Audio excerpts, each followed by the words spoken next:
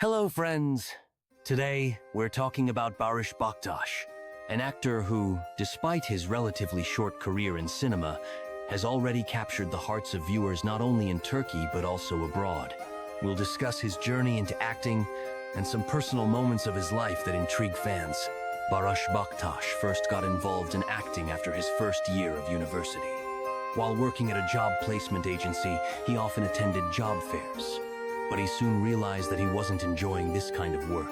One day, while meeting a relative, he mentioned his job, and the relative misunderstood him, asking, "Acting agency?"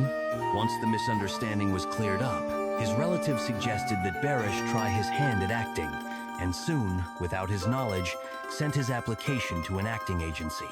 Barış received several offers to act, but turned them down due to his studies and work. Finally, after exams, he found time to collaborate with the agency and began appearing in various projects and minor roles. After graduating from university, Barış realized that acting was his true calling. He removed his profile from the agency and dedicated himself entirely to studying acting, dance, fencing, and other skills necessary for an actor. His first serious role was in the horror film Seberu, where he played the character Convey. Shortly afterward, he achieved success by portraying King Henry V in the historical series War Legends in 2021.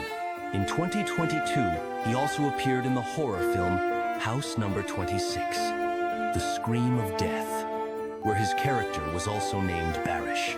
Despite his fame, Barış Baktas prefers to keep his personal life private. It is known that since 2023, he has been married to Gülüm Akbaş, the daughter of the famous Turkish television host Salih Akbaş.